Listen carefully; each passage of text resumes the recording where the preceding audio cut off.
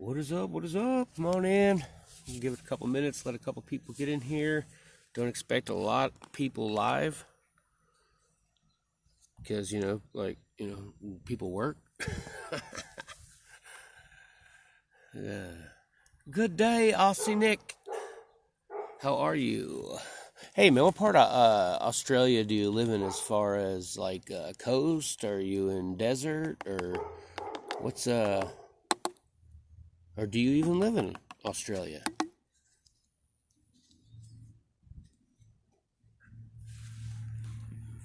Right now, southern, coast, nice. See, I was raised on the coast, Florida coast.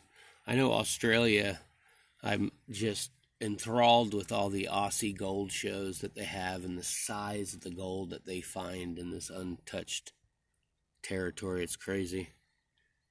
What you're looking at right there is 8 grams of gold. So with the price right now, I think that's about $400. And you're like, damn, it ain't that much, but it is that much. Because when you go to find it, like where I've been going and all this dirt has come from here. This is all Snake River dirt, just different spots.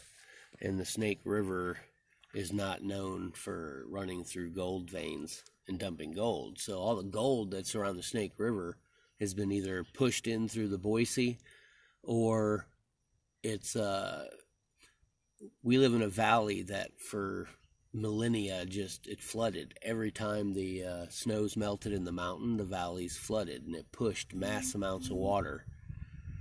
And even though I'm like, if I had to see, let's guess, that's not a guess, I'm probably 60 to 65 miles from the mountains.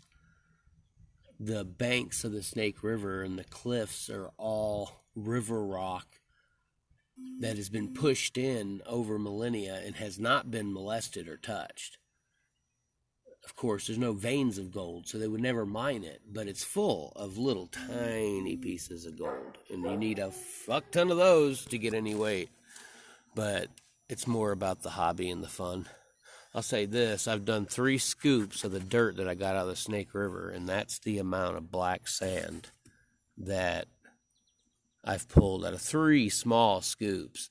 I've bought a lot of pay dirt to learn how to pan and make sure I was catching gold, and you didn't get black sand like this unless it was a specialty type thing. So where there's black sand and tiny rubies, garnet, quartz, there is gold.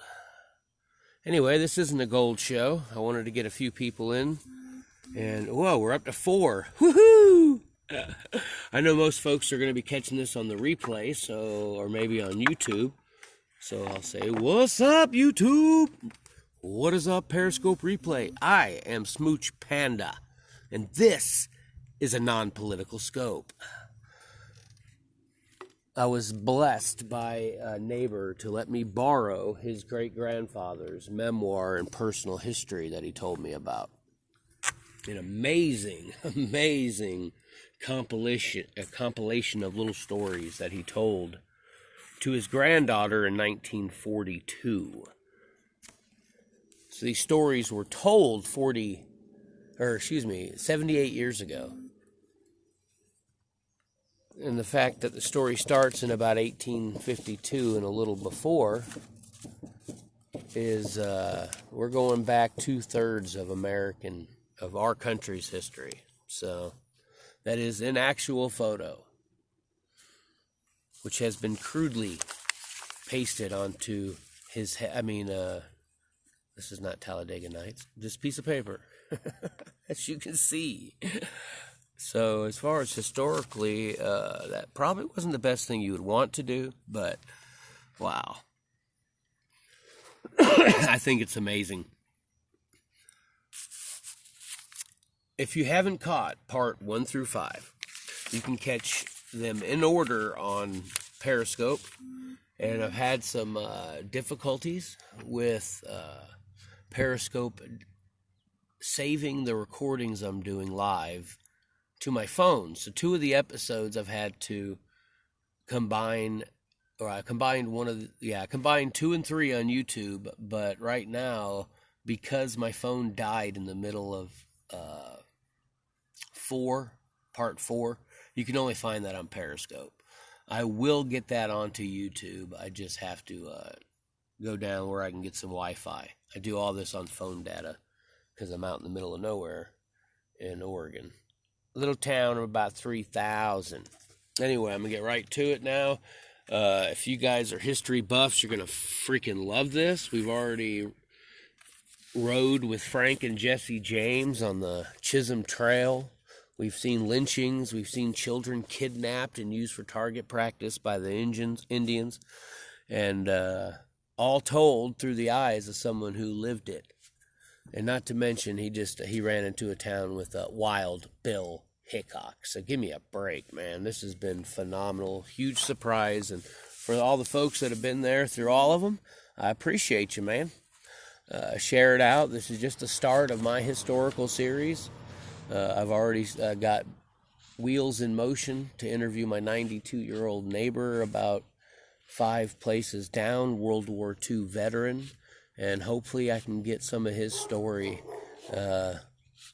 and share it with you guys as well. Other things in the works, but we'll get into that. All right, I was on page 20. I had just finished page 20, which was the second chapter. So if you missed that, you guys can go back and get it. I'm assuming, see, you're looking at 1873 to 74. So we've really only gone through about 21 years of his life. Cool. Hope you guys enjoy. I'm going to try and go for a little while. I got to keep track of my phone so it doesn't die like it did last time. It's an amazing thing how much power Periscope grabs from you when you're live streaming. And it's actually taking more than I'm getting through my charger, which is some real bull-schniznit. Awesome. If you guys missed my scope yesterday, check it out. I'm going to be downloading that on YouTube as well. It was my last word on Q after 2 years and 2 months of fighting and being attacked by that LARP. I'm done, and we're concentrating on Trump 2020 and the things that it's going to make our country great again. So here we go, Chapter 3 of 90 Years in Texas, the memoirs of Aaron Burleson Ward. I joined Reed's hunting expedition at Sherman, Texas, at the beginning of the winter of 1873 and 1874. Bob White, his brother, and Tom Runnels joined the expedition at the same time. We met 5 men returning to Fort Griffin from a hunting trip. They completed the number of 10 men, including Reed, that made up the expedition. Reed was to pay me $25 per month and advanced me enough salary to buy a saddle horse. Oxen were used to pull the wagon of supplies. Beside my saddle horse, there were 2 more belonging to Bob White and Tom Runnels. As we hunted buffalo on foot and poisoned the carcasses for wolves, horses were not needed. Nevertheless, I had punched cattle long enough to feel lost without a horse. Wow. Poison the carcasses for wolves. I never heard of that. One thing about this book has led to a lot of other things and these stories. So I'm looking forward to the little things I've got written down. I've already checked a couple of his references, like early on with who he was named after. And the Battle of Plum Creek in 1840, an Indian battle, was how he got his middle name Burleson. So that was another thing to check out. It's pretty awesome. We went from Sherman to Fort Griffin, Texas, by way of Jacksboro and Belknap. While crossing the Salt Creek Flat in Young County, we passed the grave of men massacred by Indians while driving a supply train. We were told a somewhat different story than that given by many authorities today of the reprisal of the soldiers meted out to the Indians for that atrocity. We were told that General Sherman That's a familiar name. We were told that General Sherman ordered the arrest of 3 Indian chiefs at Fort Sill, Oklahoma. They were tried at Jacksboro, Texas, and 2 were sentenced to the penitentiary, but the 3rd was carried around Texas to the white settlements to impress him with the huge numbers of white people, then returned to his tribe in the territory to tell them of the futility of further warfare against the white man. We were told the old chief reported that the whites were so numerous that they built houses on top of houses. He had been shown some 2-story houses and supposed they were built for several families because of their size. He pointed to a tree from which leaves were falling and said the leaves on the tree represented the white people, and the falling ones the red men who were being crowded out by the increasing number of white men. Whether this is the correct version of what happened to the 3rd chieftain, I do not know, but it was the one we were told at the time.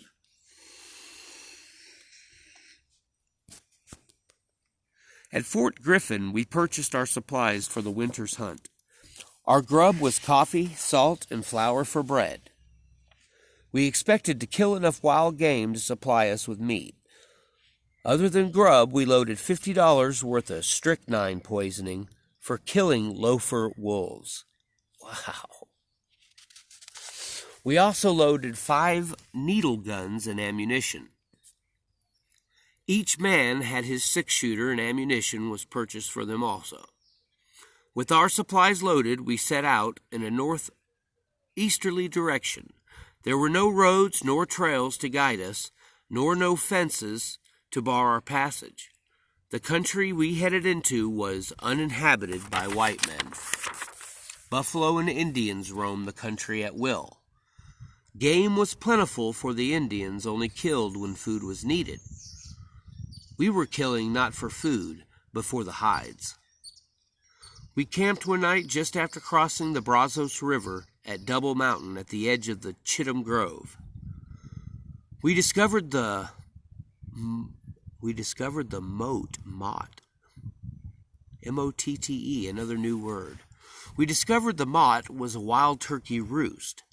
A blizzard struck sometime during the night, covering the ground with 3 to 4 inches of snow.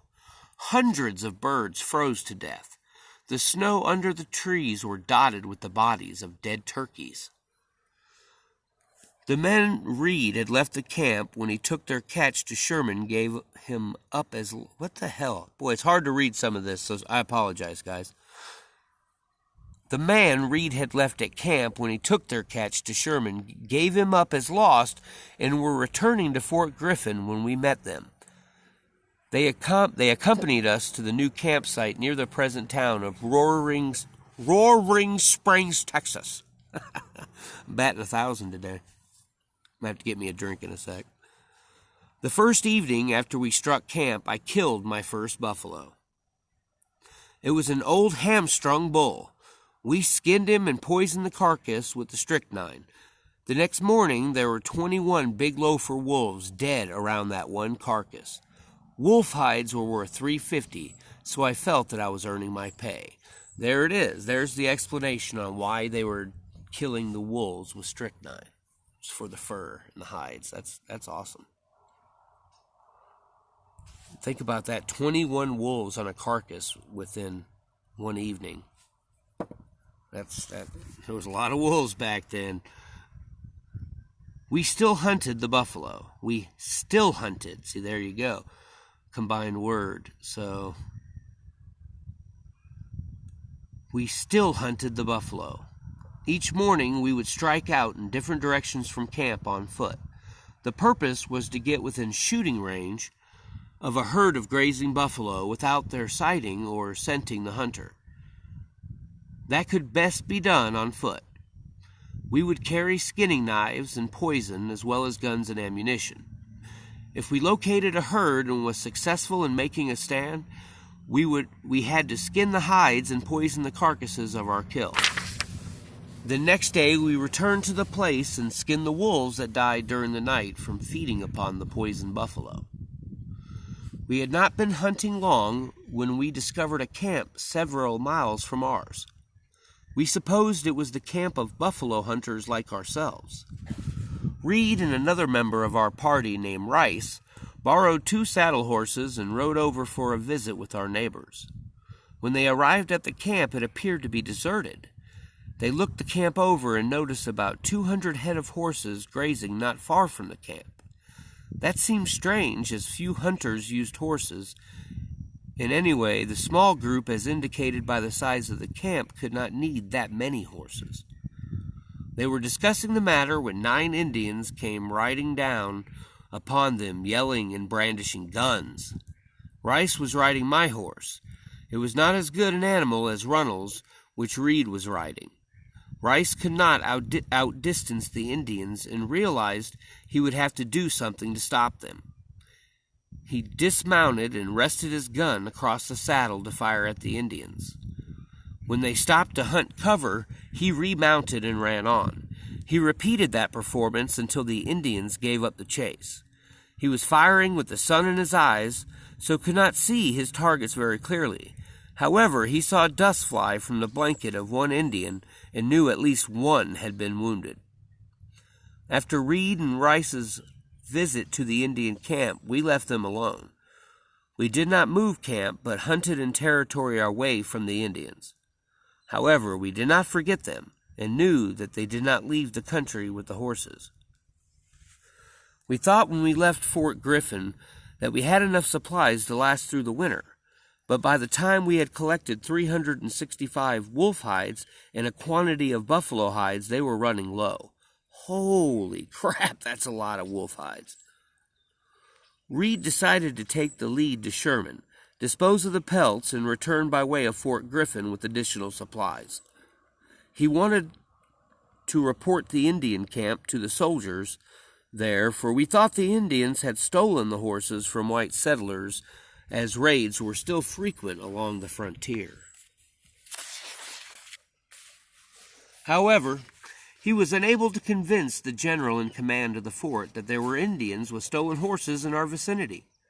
As upon the previous occasion, Reed was gone longer than he expected to be, and we supposed the Indians had killed him, or else that he did not intend to return for us. Long before the date set for Reed's return to camp, we were out of grub. We lived the last 25 days on buffalo meat. We did not have salt, just ate the meat after it was roasted over coals and washed it down with water. Some of the men had cut the legs off hides, skinning them without splitting them open, and used them for shoes. They would cut the hide so that their heels would fit into the natural bend of the leg. Those coverings looked about, as they sound, but were warm and durable. We had promised Reed to wait for his return, so held doggedly on until the ammunition ran low. We were forced, finally, to give up and planned to start the return trip the following day. That afternoon, I took my gun and 13 cartridges out for a last hunt. I located a herd and singled out a huge bull for my first victim. Then the shot broke both legs on the right side. He fell, but not before he had sighted me. He got up on those broken legs and made for me.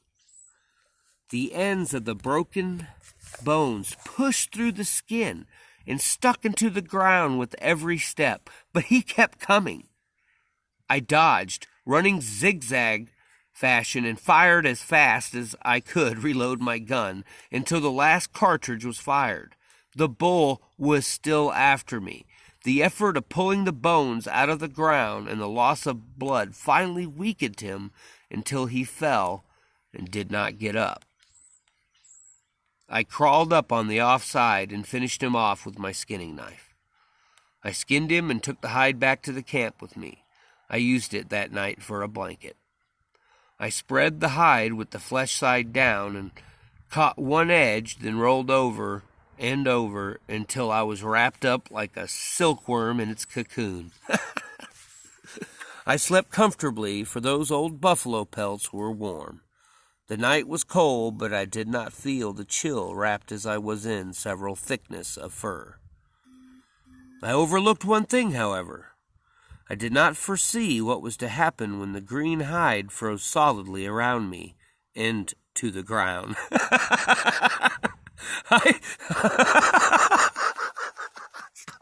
I could never be a fucking narrator of a book, man. I was securely imprisoned, as I would have been if the boys had tied me up with ropes. Apparently, they were oblivious to of my plight. They went about the task of breaking camp without a glance in my direction. I knew they were aware of my predicament, but were just waiting for me to ask for help. They were enjoying themselves, as I well know. I was too stubborn at first to ask for help, but when I became convinced that they were going to leave me there, I asked, "Would you damn fools leave me here?" You would have thought from the surprised look upon their faces as they turned toward me that they had indeed forgotten me. All rushed to me and began questioning me about what was the matter, why I was still in bed, and deploring the fact that they had so nearly left me to the mercy of coyotes and Indians. The reference to Indians reminded us of the Indian camp and horses. No one relished the prospect of walking to Fort Griffin, so we decided to make an attempt to get the horses away from the Indians. As Bob White's brother had returned home on Bob's horse, there were only 2, mine and Runnels, left. There were 8 men. Obviously, 2 horses could not carry them all. When we arrived at the bluff overlooking the Indians' camp, we discovered the Indians were driving the horses out of the canyon. Runnel and I, mounted on horses, was in advance of the men afoot. When we discovered the Indians in the act of leaving the canyon, we yelled to our friends to head them off. The Indians heard our yells and pushed the horses into a run. There were no hopes of overtaking the Indians, so we gave up the chase and began the trip back to civilization. The men on foot headed directly for Fort Griffin, as that was the nearest outpost. Tom Runnels and I turned east with the intention of going to Red River Station. We camped that first night on Croton Creek. I wonder if that was Cotton and it's misspelled. I don't know. Could be Croton, could be Cotton. We made hobbles for our horses out of strings torn from our bedroll. The next morning, they were gone. We supposed buffalo had stampeded them during the night, causing them to break their hobbles. We spent a half day looking for them, then returned to camp and piled our saddles together, covered them with a piece of tarm, and set out for Fort Griffin. I have no idea what tarm is. I'm going to be educated soon. If we had accompanied the other men directly to Fort Griffin, we would have avoided a lot of suffering, for they met Reed the second day from camp. He returned with them to Fort Griffin, where they arrived safely in due time. Tom Runnels was crippled so that he had walked with a limp. Thus handicapped the ordeal ahead of us was much harder on him than me. We had our 6 guns with us, so we had little fear of obtaining food, as game was fairly plentiful. It was not from hunger that we suffered, but from thirst. The first day was not so bad. We grew thirsty, it is true, but did not begin to suffer until along in the evening of the second day. We had come too far by then to consider returning to our former campsite. There was nothing we could do but keep plodding onward. We no longer thought of food. It was water our bodies craved. Like Esau, who gave away his birthright for a mess of pottage, we would have gladly exchanged ours for a tiny cup of water. I had plenty of time during the next 24 hours to review my past life and repent my wayward actions. Talk had become difficult, so each occupied his mind with his own thoughts. Gradually, those thoughts centered upon one thing: water. We kept walking, for we knew it was only by traveling that we could reach water. Speaking of water, I'm going to grab myself one. So, un momento, por favor. Let you look at some of my petrified wood and stuff. Yeah, that worked out great, didn't it?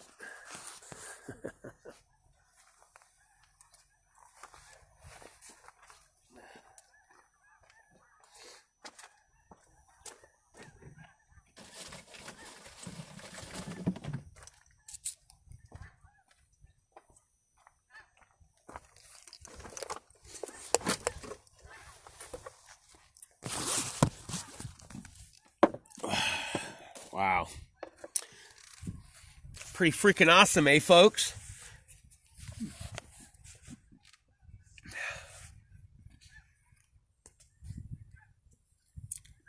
All right. In the afternoon of the third day, I saw a buffalo. I had heard that people drank blood when they could not get water. I shot the buffalo. Eagerly, I parted the wool from the wound and pressing my lips to the hole. The beast was bleeding freely, so I filled my mouth with the first draught. My suffering was intensified 100-fold. The hot, salty blood, instead of quenching my thirst, only maddened me. I spat it out upon the ground. I did not attempt to cut any meat from the carcass. The thought of food sickened me. Some time later that evening, we struck a dry creek bed, tantalized by the promise of water, only to find a dry water course. I lost control of my reasoning powers and fell to digging in the creek bed with my gun for water. I was brought to my sense again when the gun broke in my hands. That left me without means of killing game for food or defending myself should I manage to make known... Oh, excuse me, I missed that. Holy crap, I totally lost my place.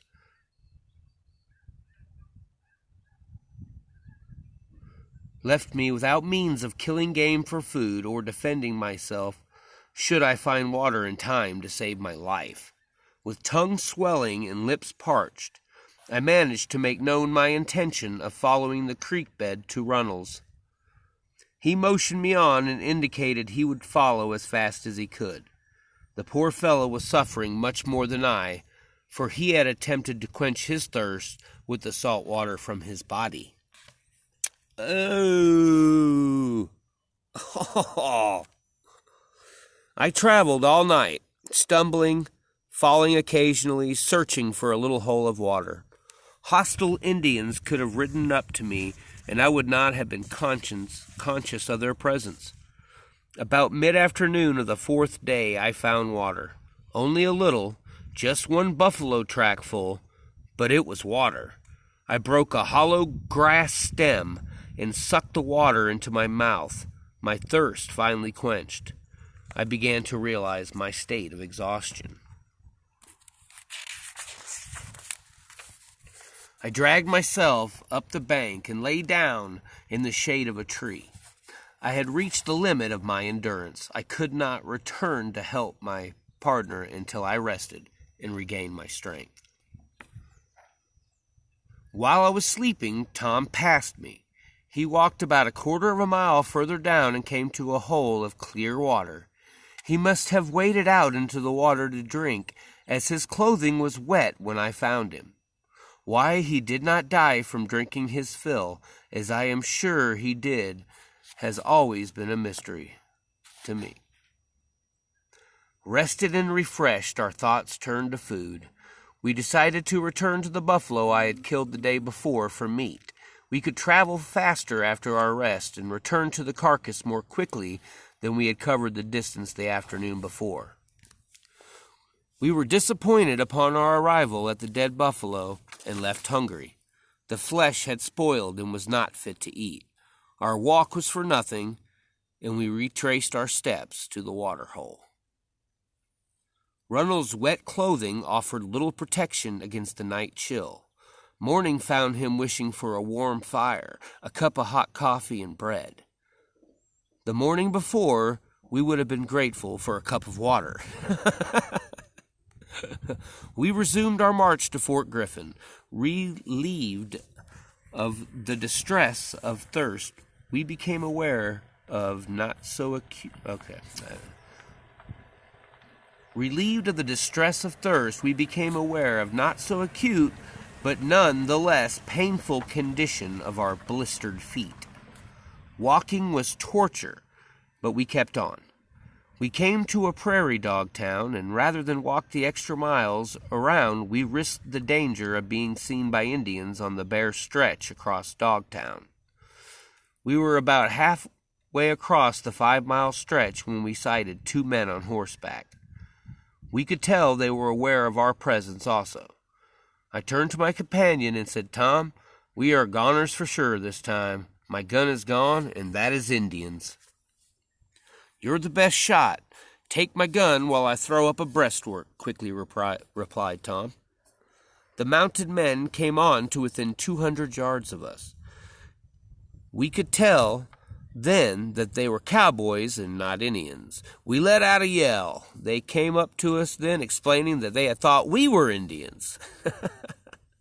Our first request was for food, but again we were disappointed. They told us that they were staying in a line camp and was out of supplies. They told us to go to headquarters and directed us over a shortcut.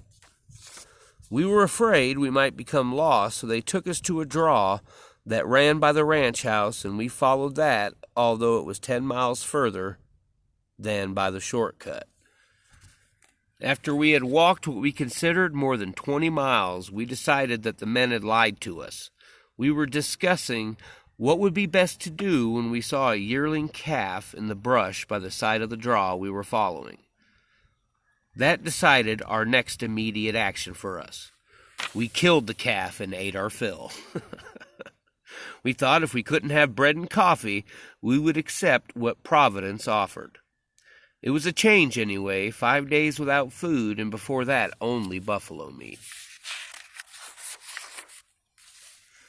After our hunger was satisfied, we continued our tramp down the draw. A short distance further on, within sound of our gunshot, we came upon the log house that served as headquarters for the Matthews Ranch. There was no one around when we arrived but the cook. The cook was lying upon a buffalo hide on the floor. When we hollowed, he jumped up ready to run, thinking we were Indians attacking. He was so relieved at finding us white men that he did not mind cooking an extra meal for our benefit. While he was preparing the food, we examined our feet. When the cook saw the blisters on the bottom of them, he asked, "Why have you been walking on fire?" That was really the way our feet looked.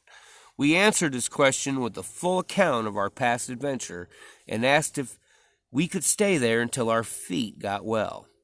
His boss was gone after supplies, but the cook thought that there might be a chance for us to go to work. We found the cook was right when Bud Matthews, son of Joe Matthews, arrived about dark that night. Joe Matthews was the owner of the ranch, but his son was running the ranch for him. After Bud Matthews had been told who we were and why we were there, we asked for a job. He told us to lay around a few days until our feet got better, and then start work building a corral. All right, quick break.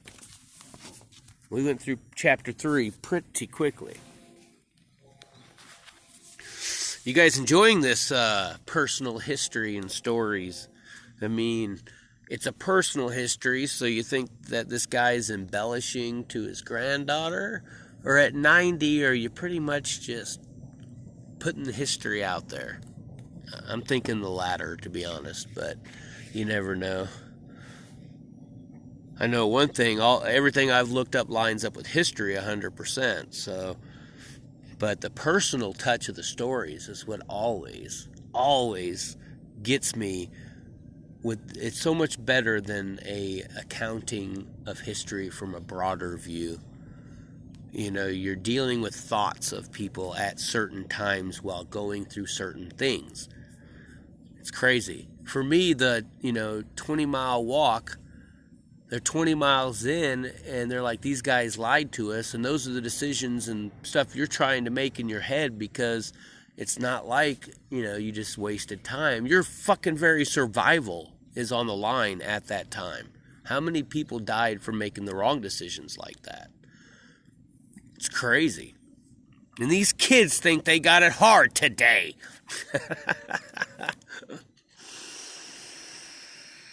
It's nuts.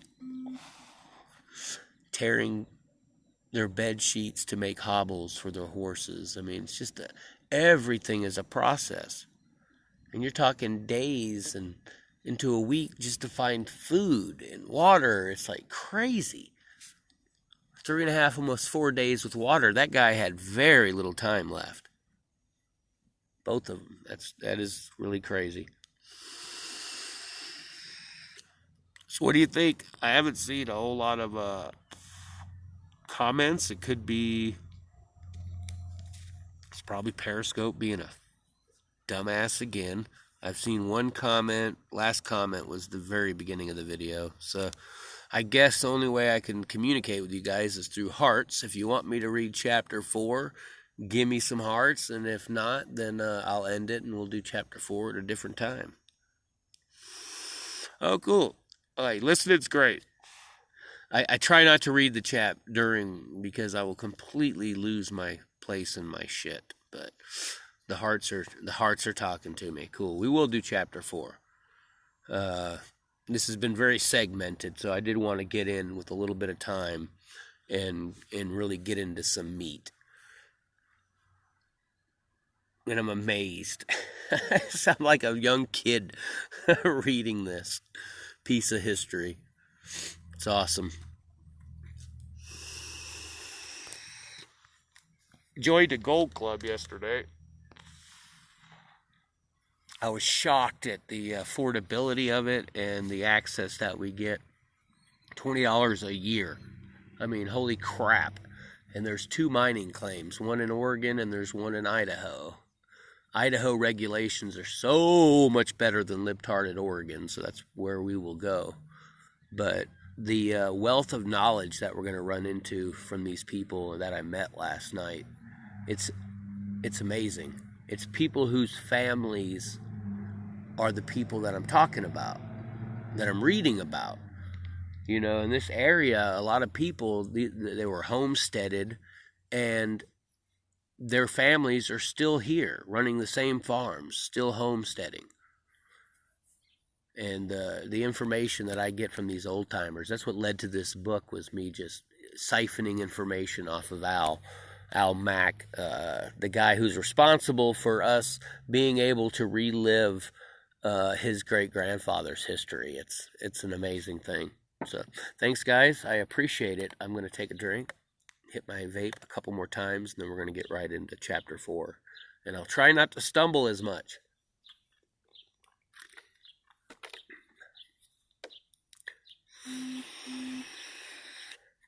I wanted to get this out of the way early because it's going to be 70 degrees today, and I'm going fishing, yo.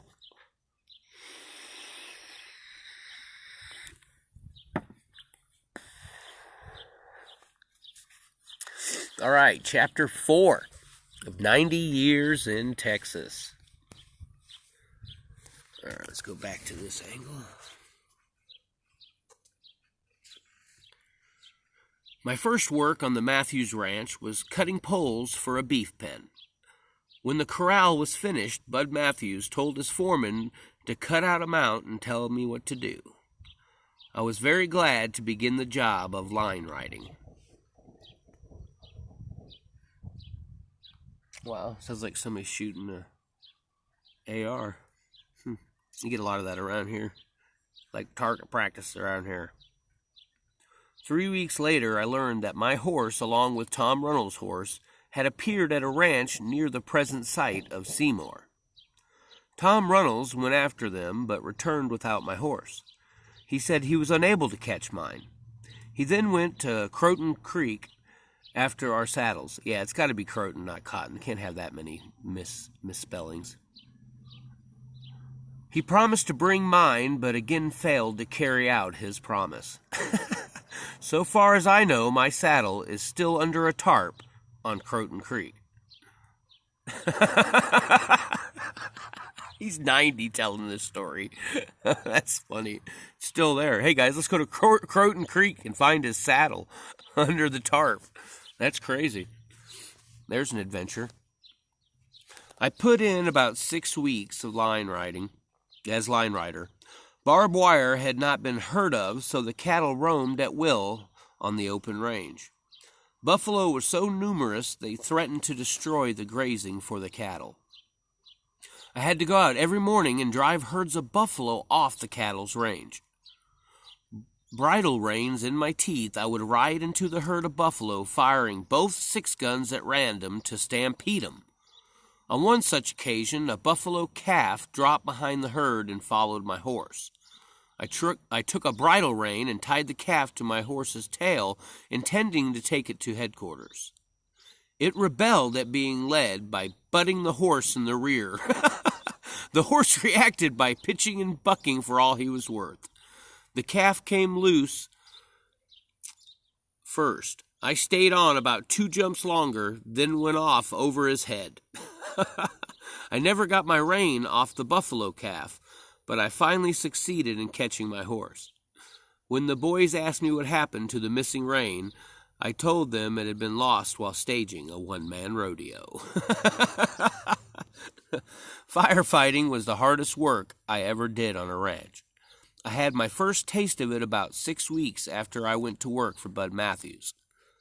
When the fire was discovered, every available man reported with gunny sacks, pieces of blanket, or anything they could get in a hurry to smother fire. A steer was killed, split open, and 2 ropes tied to the neck and around the feet. The cowboys tied the other ends of the rope to their saddle horns. On either side of the line of fire, the cowboys dragged the steer over the fire at a gallop. When they tired, 2 more were ready to take the ropes and continue. The remaining men followed the steer draggers with gunny sacks and blankets and smothered the fire that had not been extinguished by the body of the steer. Holy crap! I've never even heard of such a thing.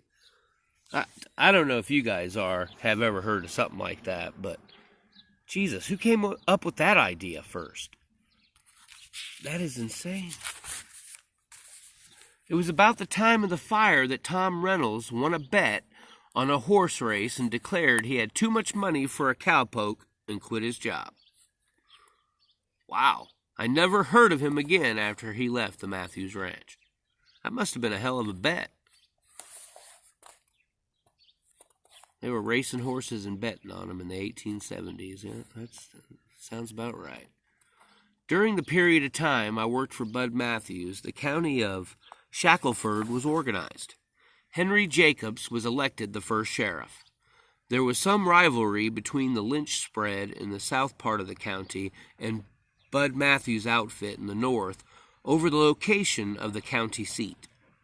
However, the lynch supporters were successful in getting it established at Albany on Hubbard Creek. While Henry Jacobs was serving as sheriff, a mob was organized. It was called the Vigilante Committee and was the law or ruling power of Shackelford County the first few years after its organization. Bud Matthews was the leader of this mob.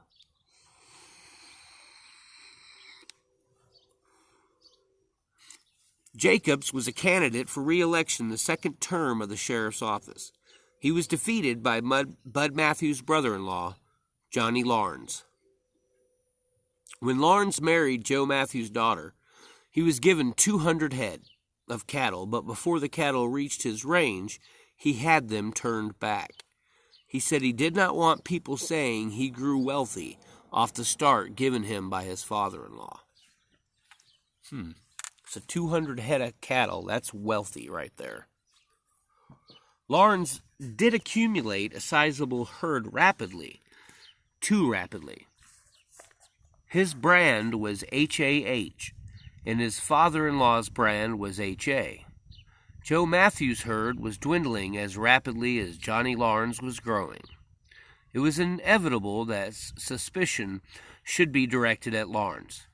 He was arrested and taken with his wife to Fort Griffin. There he was ordered to hand over his gun.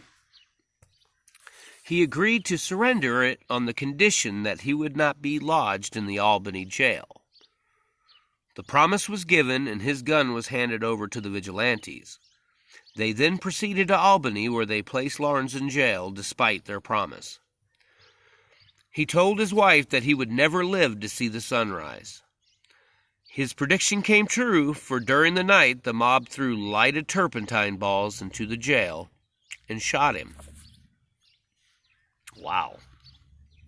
The mob was organized ostensibly to preserve peace and order and mete out justice, but it was used to perpetrate many an outrage. It was nothing to find a man hanging by the neck where the vigilante mob had meted out justice in the name of the law. Those hangings very often could be traced to a grudge some member of the mob held against their victim. George Riddle was another victim of the vigilantes, killed merely upon suspicion and without a trial. He owned an outfit on Battle Creek, just below Albany. His wife was away from home the night the mob threw a lighted turpentine ball into the room where he was sleeping and killed him as they did Johnny Lawrence. I was sent south to the Colorado River at the beginning of spring roundup to work back toward Fort Griffin. The roundup took about a month. During that time, a herd was being gathered on Dead Man's Creek in Jones County to go to New Mexico. Judge Lynch owned a spread south of the Matthews Ranch. Judge Lynch, did you catch the name there? Some things never change, huh? Never change. Judge Lynch owned a spread south of the Matthews Ranch and was bossing the roundup on that range. He suspected that there were rustled cattle in the herd being gathered for New Mexico and sent me after my boss, Bud Matthews, because he was the leader of the vigilante committee. We found Wade Johnson in charge of the herd. There was nothing to indicate rustling, but while on the range, we rounded up and branded together with Johnson. Did I skip a page there? Let me see. Nope. Joe Matthews' home burned, and all hands that could be spared from the range after the roundup was sent to help with building a new house. I was given 2 yoke of oxen and a wagon and told to haul rock. Deer were plentiful in that part of Texas. I caught a fawn one day and took it as a present to one of the Matthews girls. I regretted my action later, as it cost me my job. 2 Scotchmen had been employed as masons to lay the rock. They had a big dog which they had brought from Scotland with them. They thought a lot of that dog. They had not been working long when we all decided to have a little target practice. It was Sunday, and the Matthews family was off at church. The fawn became frightened at the shooting and ran off down the valley. There were several dogs behind the Scotchman's big dog, and all took after the little fawn. It circled and headed back for our tents. It did not miss one. They were pitched in a row, and it went through them all. It did not miss one. They were pitched in a row, and it went through all of them. As it came out the last tent, I caught the dog that was leading the pack almost on the fawn's heels. As I grabbed that dog, the Scotchman's dog sank his teeth into my arm and held on. I had the gun I'd been shooting in my free hand.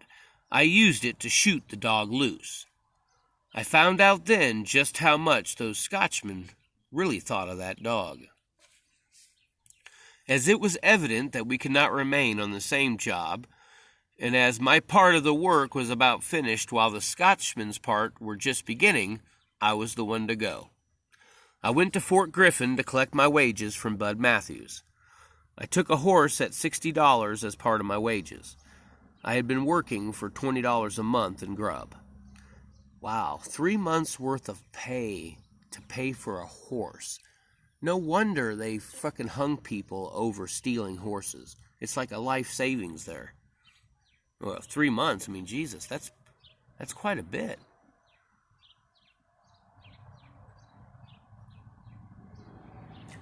I mean, don't you buy a diamond for your girl at 2 months worth of pay? To put it in perspective. Bud Matthews took me to General Mackenzie, who gave me a job of furnishing beef to the soldiers. The general was setting out to round up Indians that had been terrorizing the white settlements. I was to drive a herd of beef cattle during the day and butcher one each evening. A man named Abel was employed to help me, and soldiers were detailed to guard the herd at night. I was to accompany General Buell to Fort Sill and Fort Elliott for reinforcements. I did not accompany him far, for the first night out the soldiers allowed the cattle to scatter. My helper Abel was given 5 soldiers to search the country in one direction for the missing cattle, while I had an equal number to carry on the search in the opposite direction. The soldiers melted away like snow before the sun. By noon there was not a soldier to be seen. It seemed I had not only lost the general's beef, but several of his men as well. I couldn't very well return empty-handed under those circumstances, so I kept riding.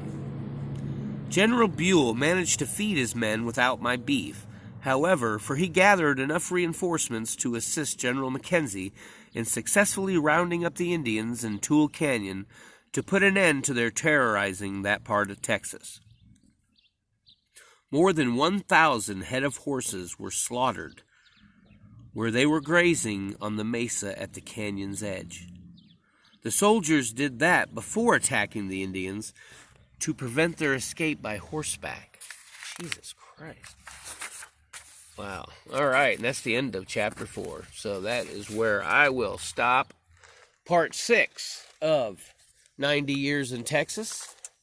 I hope you guys have enjoyed it. I hope the replay viewers that are going to come in and see this enjoy it. I hope you share it. And stay tuned. Episode 7 could be coming this evening. If not, definitely going to try and fit it in tomorrow. It looks like, let's see, we are about maybe close to halfway through. 30 pages, yeah, we're almost halfway through. 30 pages, I think, of 66, 67, 64. So, almost halfway through, yo. Thanks, you guys. I appreciate it. I am going to work on getting a GoPro, because when all this political bullshit is over, I'd like my channel to carry on in other means. Of course, enjoying the awesomeness that will be the next 4 years for America. Probably the most prosperous and best. Probably the hugest of all time for our country. And so a lot of things I'm going to be GoProing between my gold mining these claims, fishing the Snake River and other areas around here, these history type things that are just awesome. There's so much history around. That's actually, my first project right now is to get more history lined up behind this one. Tomorrow's not promised, and I've got a 92-year-old that I want to interview and my 95-year-old grandfather. So, and it's not these aren't day interviews or a couple hours. They take time. So anyway, there's a lot going to be happening with the Smooch Panda's Pandamonium channel. And I appreciate all you guys that support it. If you like what you're seeing, please, on YouTube, hit the like, the subscribe, and share. Just hitting the like by itself, or if you hate it, hit dislike. Because either way, that kills the algorithm every time you do it a little bit more and gets the reach out. I've killed my channel by putting, committing the crime of YouTubing while conservative. So my non-political stuff is being held down just as much as my political stuff. So if you guys could, help crack it out by doing that, I appreciate it. Over on Periscope, share it out. Appreciate you guys. Part 7 coming soon. Smooch Panda out.